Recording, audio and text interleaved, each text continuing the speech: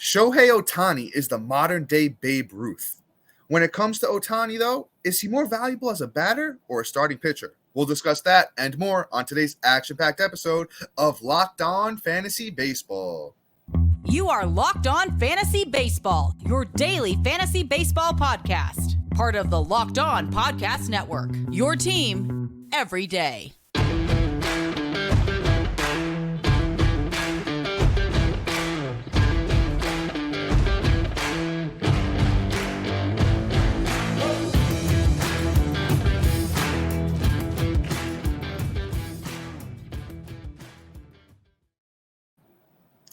Hello, fantasy baseball fanatics, and welcome to the Locked On Fantasy Baseball podcast, brought to you by the Locked On Sports Network, your team every day. As always, we're your number one source for fantasy baseball knowledge, and thank you for making us your first listen each and every day. I'm your host, Dominic Martino, here with my brother, my co-host, Matthew Ane. Yo, what's up? You can find us on all social media platforms and podcasting apps. Just search for Locked On Fantasy Baseball, and we will be there. Please be sure to like, subscribe, rate, and review. If you do all that, it helps us go a long, long way. If you're watching on YouTube, please be sure to, subscribe, like, and comment because we love to talk fantasy baseball with you. Guys, once again, not to sound like a broken record here, but Matt and I are getting super, super close to the 1,000 subscriber mark here on YouTube, just past 700 the other day. Thank you for everyone that has subscribed so far. But if you like us, even if you're new here, if you have some friends that like fantasy baseball, with drafts coming up right around the corner, we please ask if you could share our podcast with them, or even just friends that like regular baseball, because we talk a lot of baseball around here, and we truly appreciate it. And we got a lot of cool stuff coming up this year, a lot of shows, giveaways, a lot of fun stuff. So please, please, please, and thank you. This episode is brought to you by FanDuel Sportsbook. FanDuel is the official sportsbook of Locked On. Make every moment more and visit FanDuel.com/LockedOn to get started today. Now, this is what Matt and I do. We're so excited to be here. Starting pitcher rankings. If you were with us last year, we did a great job helping you find, a lot of breakout starting pitchers such as Christian Javier, Nestor Cortez, and amongst many, many other, Tristan McKenzie, amongst many, many other names. And we're going to do the same for you guys this year. So stay locked on for our starting pitcher rankings episodes. Now, Matt, who is the number one starting pitcher right now? And I think it's a little bit of a caveat here, to be honest. Yeah, I don't agree with ADP, but we're going to start off with him, and that's Shohei Ohtani is the number one pitcher going off the board, which now that I think about it, it really just could be the fact that in like Fantrax, NFBC, and then CBS, the option is to have him as the same player. Yeah. Because then he's the number one player in the game. Like, that's it. Like, he's your number one pick. You get the, top 5 arm with a top 10 bat combo for one pick, that 2-for-1 deal special at Burger King or $5 foot long type deal. Like, that's what Shohei Ohtani is. But as a pitcher, though, like if it's just a pitcher and you're playing on like if your league decides to separate them, because you can choose to do that in CBS, or if you just play on Yahoo like we do, he's 2 different players, pitcher and batter, then he's not too far off from one. I have him at 3. I just lied, actually. I think I have him at 4. I apologize.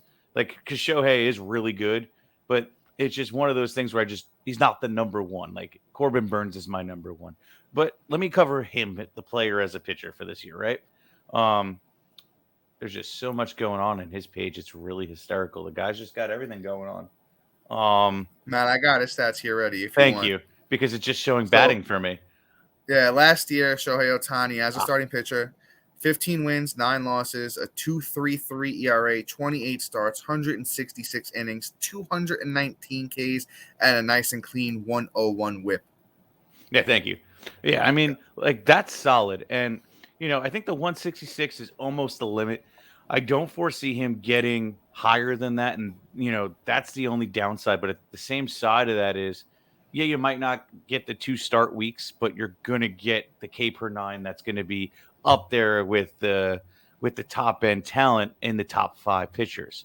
So that's where I'm like, okay, I could take that. And also, too, he has great, ERA and whip. So, like, you really got nothing to really worry about with him. I love Shohei, and I think he's a great pitcher this year. Just not at number 1 overall, unless he's a single player with both eligibility. Yeah, Matt, you nailed that one. I have Ohtani as my number 7 starting pitcher overall. He just won MVP of Pool B in the World Baseball Classic. He's absolutely raking as far as hitting goes, and he's been dominating as far as pitching goes over there. He throws almost 98 miles an hour consistently. Super, super hard thrower. He's one of the best players in baseball, if not the best. Like I said at the opening, modern-day Babe Ruth. But let's keep it pushing here, and as you guys can see, I had to throw my Corbin Burnes jersey on with the Brewers fitted, and he's just an absolute beast, Corbin Burnes. He's one of my favorite pitchers as far as, all time, honestly. I just love what the kid does. He's been one of my keepers in my big money fantasy league since he came up. But let's cover what he did last year specifically, in his first, really, really, big inning year. Last year, Corbin Burnes, 2.94 ERA, 33 starts, 202 innings, 243 Ks, and an 0.96 whip. Corbin Burnes has just been locked in for the last 3 years since he, was arguably the worst pitcher in baseball in 2019. There's not much more to say. He's got filthy stuff. He's absolutely dominant. I have Corbin Burnes as my number 1 starting pitcher, as my brother Matt does as well. There's not much to add here. You take him as number 1 starting pitcher, and that's it. You just walk away very happy. He can throw 200 innings seems like a lot for him almost, as long as he stays healthy. Not much else I could say. Just take him high and be happy. Yeah, I mean, Corbin Burnes is great. Unfortunately, I just don't find myself drafting a lot just based off of how you see we draft on this show. But, if I leave the draft with him as my 1, I'm very, very happy. But anyway, let's move on because you did a great job there, Dom. Let's talk about Mr. Gerrit Cole of the New York Yankees. Gerrit Cole is great. You don't really have too much to say about him, other than really just hey, what's this year going to look like for him? I mean, he's on the Yankees. He is just didn't have that kind of star-studded ERA like he did in 2021, where he had a sub-3. I didn't expect him to have a sub-3, but I did expect him to have a lower ERA. I'm sorry, I looked at his guys. I'm all over the place. Not a sub-3. I didn't. He had a 3.23 last year ERA. I didn't expect him to have a 3.5 this year. Yeah, I didn't expect him to have a 3.50 this year. I think that was a little more high and inflated for him. Where I think maybe that comes down this season, and that's why he's my number 3 pitcher this year. Gerrit Cole is incredible. I mean, you can't really count on wins, but he's one of those pitchers that almost have at least 15 built into him with that 20 upside wins. So Gerrit Cole is a really high end pitcher for that. And of course, the strikeouts are there. Last year he had 257. The year before that he had 243. So, his numbers are outrageous in those aspects, and his whip will never kill you. I love Gerrit Cole. Take him with confidence, and that's why he's my number 3 guy. Yeah, Matt, we're in sync on Gerrit Cole. I have him as my number 2 starting pitcher. The thing I've been saying about Gerrit Cole, and, if you don't know, I'm going to inform you. When Aaron Judge was going from, 59 to 62, they were giving a little bit more of a juice ball. Not so much as the one from 2019, 2020. They were giving him a ball that was just a little bit more juice than the average ball. So Gerrit Cole had to pitch with that ball as well, which I think caused him to give up a few more home runs than he normally does. And moving on, he has one of the highest strikeout rates in all of baseball. I believe he led the major leagues last year in strikeouts. I think that 350 turns into a low 3s or maybe even a sub 3 ERA. The wins, like Matt said, could possibly be there on the Yankees. Going to win a lot of games this year. And he always had a stellar whip. And like I said, I have Gerrit Cole ranked as my number 2. Currently, he is coming off the board as the number 3 starting pitcher, pick 16.8 overall. If you want to measure number 1, I think he's a very, very good pitcher. Yeah, buddy. Before we move on here and we talk about the rest of these great names that we have to talk about here, we have to talk about sponsor here. Here at Locked On, we're super excited about our new sports betting partner, FanDuel. The midway point of the NBA season is here. Now it's the perfect time to download FanDuel, America's number 1 sportsbook. New customers get a no-sweat first bet up to $1,000. That's bonus bets back if you don't get your first bet doesn't win. Just download FanDuel Sportsbook app. It's safe, secure, and super easy to use. Then you can bet on everything from money line, points trained, and threes trained. I mean, you can't beat that. And plus, they allow you to combine multiple bets and odds to do a same-game parlay. So don't miss on your chance to get your no-sweat first bet up to $1,000. If your first bet doesn't win, go to FanDuel.com/lockedon. That's FanDuel.com/lockedon. Get started today. Make everything more with FanDuel, official sports betting partner of the NBA. So, Dom, without further ado, let's move on here. Let you snag this guy here. Feel like he's And somebody you want to talk about. that's Sandy Alcantara, right?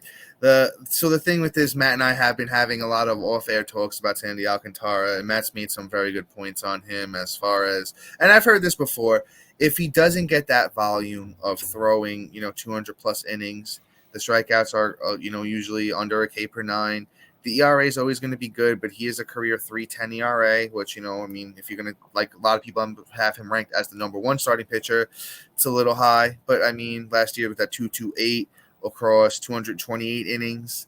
Well, that's funny. He threw 228 innings, and his ERA was 2.28. That's actually pretty cool. 207 strikeouts, though. The whip was, sub one at a 0.98.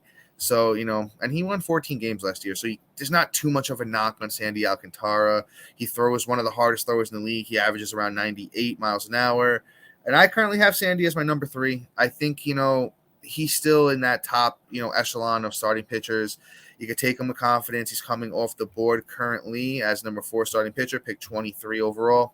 I'm not mad at you if you take Sandy as your ace because I think he has, tremendous upside as he's shown us last year. Yeah, I mean, Sandy's stellar. I'm not hiding from him. I'm just being aware of where I draft him and, what the downside could be by drafting him, right? Like, you don't want to get stuck with a guy that if he gets hurt or if they don't let him go as many innings this year, that's where you're going to lose those statistics.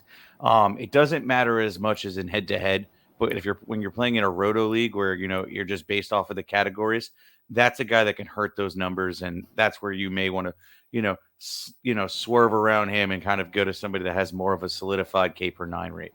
Let's move on here to Mr. Jacob Degrom.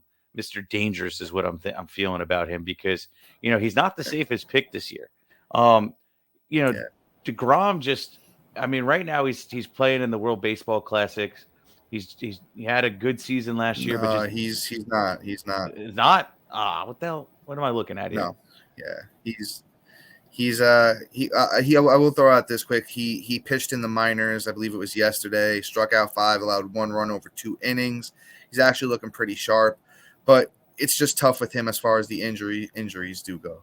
Sorry, I was looking at an article from mad long ago. You're good. Sorry, guys. You guys should be used to it by now. But last year, him being hurt and coming off the garbage, he only pitched 64 innings. Again, that could be another reality this year. But, when he pitches, he's the best pitcher in baseball because he had 64 innings and 102 strikeouts. He had a 2.13. No, I'm sorry, that's his FIP. A 3.08 ERA. So, you can't really get mad at DeGrom when he's healthy. You can only get mad when he goes down. So that's the question here. What's his longevity? Is he worth this high pick? In my opinion, what are we talking? 1, 2, 3, 4, 5th pitcher off the board? That's a little absurd. I have DeGrom at 12, and even then, I'm just like, I don't know if I feel comfortable walking away with him as my number 1 pitcher, because, it's not a matter of if he's going to get hurt at this point. It's when. He's a straight up flanges guy. My guy's flanges are so weak that he gives Alberto Mondesi a run for his money. So it's bad. And sorry guys, if you don't know what flanges are, it's just me calling somebody injury prone. It's just funnier. So, let's just get that guy, I don't know whatever it is, a shot of stem cells or whatever, but DeGrom, stay healthy because people are drafting you as their number 1 pitcher. Yeah, with DeGrom, it's just that if he stays healthy, if he gives you 160 innings, he's going to be the best pitcher in baseball. I don't think there's really a doubt about that. Just as Matt said, it's the injuries. We don't know what he's going to, be capable of. But last year in his 64 innings, he had 102 strikeouts, 3.08 ERA, and a 0.74 whip. And since 2018, he's had a sub-1 whip every year. He's once again one of the hardest throwers in baseball, averages around 99 miles an hour. That's partially why he's had the problems with his shoulder. Like last year, he had the stress reaction in his scapula of his right shoulder. So it's just risk. I have him at my number 5 starting pitcher. I'm right there with ADP. I think you got to take him there if you want him. But, that's enough here about, Mr. Jacob Degrom. Let's talk about another one of my boys and a hometown guy from Matt, and that's Aaron Nola. Aaron Nola is such an enigma. I feel like he's an on-again, off-again every type of year guy. I do like him though. I kept him in one of my big leagues this year, and I'm just hoping that he keeps it rolling from last year because he had a pretty solid year last year. Wins weren't there. He went 11-13. He had a 3.25 ERA, 32 starts, 205 innings, 235 Ks, which is wonderful. And he had a sub-1 WHIP of 0.96. That's Aaron Nola we're talking about here. I currently have Nola as my number 12 starting pitcher. He is coming off the board a bit higher, as we mentioned. He's the 6th overall starting pitcher, pick 31. I still think he has that ace upside, especially for a 12-man league. Not somebody I'm targeting as high as he's coming off the board as far as ADP goes, because he is usually a little bit higher in the ERA department. Yeah, I mean, Nola's great. You can't really go wrong by draft him. The only thing I'll say is I have him a little bit lower. I have him at 13. That's my only caveat. I just Here's the thing. Nola's awesome, but like if I'm picking between him and Wheeler, I'm picking Wheeler every day. Me But too. that's just me. I just don't feel comfortable walking away with the draft with him as my number one starting pitcher unless I have a boatload of talent sitting in the bats category, or if I go pitcher just to back it up because it's a little dangerous. You don't know what you get with him. But yeah, let's move on here. Let's talk about Mr. Spencer Strider in the same division. Somebody was really exciting, a waiver wire darling last year, Dom's boy, and you know Yes, sir. he had a great season, 11 wins, 202 strikeouts, Jesus, in 131 innings pitched. That's He's a stellar monster. with a 2.67 ERA and a 0.99 whip. Like, kid just had an astronomical season. And I don't know if we're going to see that kind of crazy K per nine rate because that's like above, like, what I mean, the only person I've ever seen even come close to that is Scherzer. So I mean, like if he starts doing that like on a reg, like this kid's going to be the number one pitcher going into next season.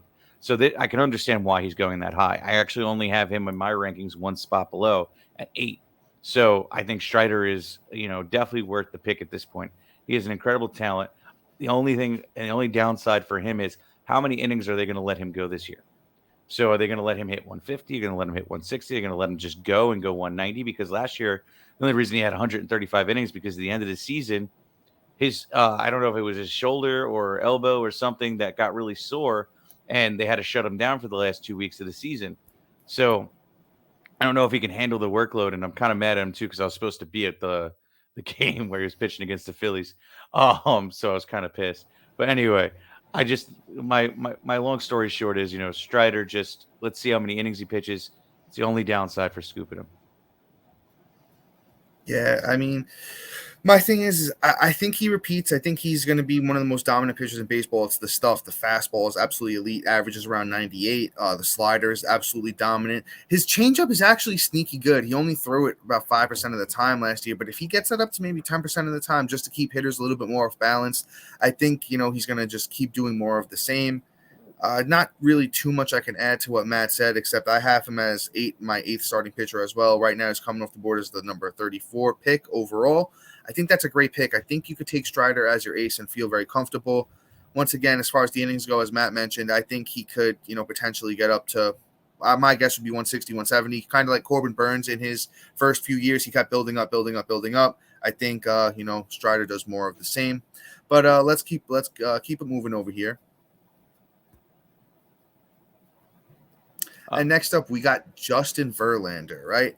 Now, Justin Verlander is somebody that's super, super interesting. He had an absolutely monster year last year. I don't think too many people saw it coming. I mean, I kind of had an idea that he would, but I didn't think that he was going to do what he did. Justin Verlander has a 39-year-old, 18 wins, 4 losses, 1.75 ERA, 28 starts, 175 innings, 185 Ks, and an 0.82 whip. That's interesting too. What's up with this correlation with ERA and innings? Sandy threw 2.28 at 2.28 inning, 2.28 ERA, 2.28 innings. Justin Verlander 1.75 ERA, 1.75 innings. That's super interesting to me. I don't know where that's coming from, but I love the old man. He reminds me of Nolan Ryan. I think this guy's just going to pitch until his arm falls off like Nolan Ryan did. I currently have Verlander as my number 4 starting pitcher, and he's been absolutely, I believe, dominant so far for the Mets in spring training. 6 innings, 8 Ks, 0.78 WHIP, 2.84 ERA. Take the guy with confidence. I think he's an absolute stud. Yeah, Verver is great. I think he's my number 2 pitcher going in this year. I made the mistake of, not picking him, and yeah, that bit me right in the rump. So instead, I got Lance Lynn, and we all know what happened with him. Anyway, let's just move on to somebody I'm really excited about this year, and that's Mr. Shane McClanahan. Shane is just one of my favorite pitchers going into this season. He follows, if you guys have been listening for a while, he follows a trend that I like to see in young pitchers, right? Um, you know, Spencer Strider just blew that trend up and just exploded. McClanahan's kind of following that basis, right? And my tier that I base it off of is essentially what Shane Bieber did, right? Got that cup of coffee. First full season was great, and that third season was outrageous. So I think that the same thing's going to happen with Shane McClanahan. Um, you know, in 2021, he had 123 innings pitched. He had 141 strikeouts and a 3.43 ERA. Of course, you want to see that, and a guy getting like his first licks in the bigs, right? In 2022, last year, he had 166 innings pitched. He had 194 strikeouts, and he had an ERA of 2.54. Now, Shane also did struggle with some injuries last year, and that's why everybody's a little bit down on him this year. And I can understand why the ADP is where it is. He didn't look so hot coming off the injury, but you know what? It takes a little bit for a guy to, especially a young guy trying to really make it in the league and having the season he was, to really just come back and be himself. It's not like it is his first rodeo. Let's put it that way. So I think this year he comes back, he makes his adjustment, learns how to adjust with his injury, and just picks up where he left off before he got hurt, and is just the great pitcher that he is. And he's my number 7 pitcher going into this year. I love Shane. Yeah, man, I like Shane McClanahan too. Don't get me wrong. I had him his rookie year in most of my leagues, and he was very helpful. And he's very, very studly. Like, my thing is just that he was coming off that shoulder impingement last year. How long? He was out for a little bit. He was out for around a month, and down the stretch, he just wasn't the same guy. So his last, I believe it was 10 games, 9 starts. One of those he came out of the pen was from July 31st to October 1st. He threw 48 innings. He only had 48 strikeouts. He had a 4.44 ERA. It just, the whip was fairly high as well there. And I just want to see him do it one more time. I need to see him do it one more time before I move him into that top 10 and I anoint him one of the best pitchers in baseball. He has the stuff to do it, don't get me wrong. I just have him at 15 currently. I prefer him as my SP2 over my SP1. But don't get me wrong, Shane McClanahan is a very, very studly pitcher. We're going from a young guy to an old vet that's a stud, and that's Max Scherzer. Now, Max Scherzer is, a little bit concerning coming into this year. Even though I do have him ranked pretty high, I have to move it down a little bit. He's just kind of been giving up a lot of, hits in spring training. And he's also, it's just really the hits, actually. He hasn't actually walked anybody. So far in spring training, the ERA is great, 1.93 ERA. You see that, and you're like, oh, he's been great. But a 1.71 whip. The control is not there right now. Maybe he's trying something. Maybe he's working on something. I haven't seen any quotes yet. But, we'll see. We'll keep you updated here as the information comes out. Last year, Max Scherzer only threw 145 innings, although the numbers were great. 2.29 ERA, 11 wins, 5 losses, 23 starts. And in those 145 innings, Scherzer struck out 173 and had a 0.90 whip. That is why I currently have Scherzer ranked as my number 6 starting pitcher. I do like him a lot. Currently, you can get him lower than that. Currently, he's coming off the board as a 10th starting pitcher, pick 36.8. I'll take him there all day, to be honest with you. I just want to make sure he's fully healthy, though, which is a little bit of a concern with his old age. He currently is going to be 38 years old. Yeah, I mean, let's see what happens with Scherzer. I mean, we're all waiting for that other shoe to drop. I just don't foresee it happening. He's too good. I feel like even if you take him down 10% of what he's done, he's still a top 10 arm. So, I'm still drafting him with confidence unless he completely falls off a cliff. Let's see what happens. He's one of the more riskier picks, but I'm still drafting him pretty highly. I think I have him I'm at 6, so I'm very, very, very confident in drafting. Yeah, him, in we're in sync. We're in sync on Scherzer. We're in sync. Yeah. So let's move on. Let's talk about Mr. Brandon Woodruff. if you were one of the owners like I was last year, you were very disappointed and worried in the beginning of the season. You weren't sure why he was starting off so slow, why he was getting so lit up. But then we found out he had Raynaud's. And if anybody doesn't know what Raynaud's is, it's when your fingers stay very cold, your tips.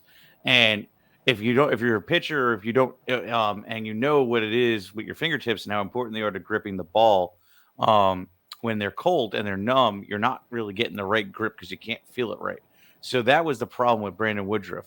After it warmed up and they figured out what was wrong and how to really correct the issue for him, he lit up like a house on fire and he finished off the season really strong. Because last year he was, that second half and his end of the year numbers were incredible. Let me read them all for you. In 153 innings, he had 190 strikeouts. He had an ERA of 3.05, which is still phenomenal, even starting off how he did. Even to boot, he had 13 wins, and the whip was a 107. So, I mean, Woodruff still finished out as an elite pitcher, even with the slow start, and he's still going to be an elite pitcher.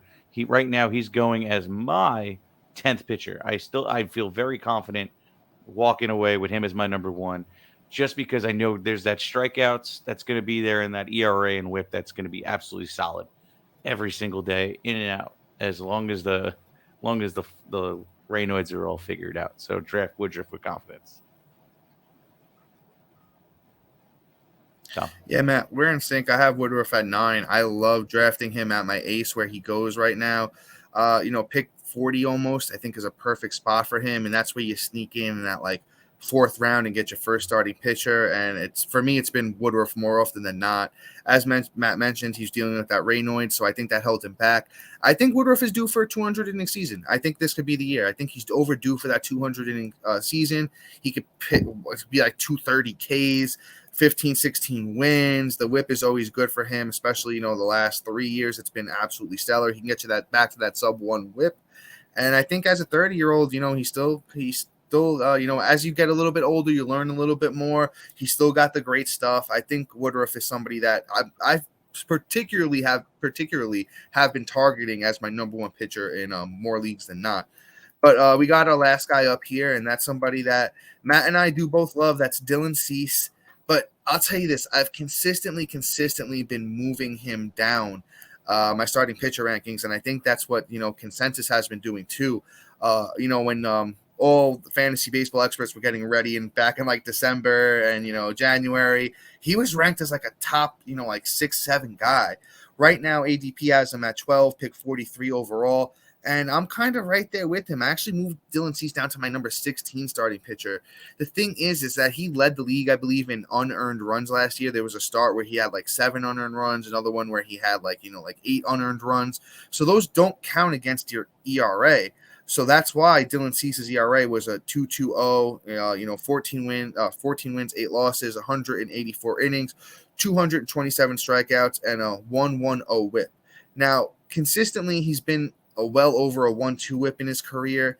I think Dylan Cease is more on like the Robbie Ray track than like a Degrom or Scherzer track. I think he gives up a lot of walks. He gives up a lot of hits. I just want to see I want to see a little bit more from him, this upcoming season, just to see how he fares. And so far in spring training, he's been getting absolutely rocked. Rocked.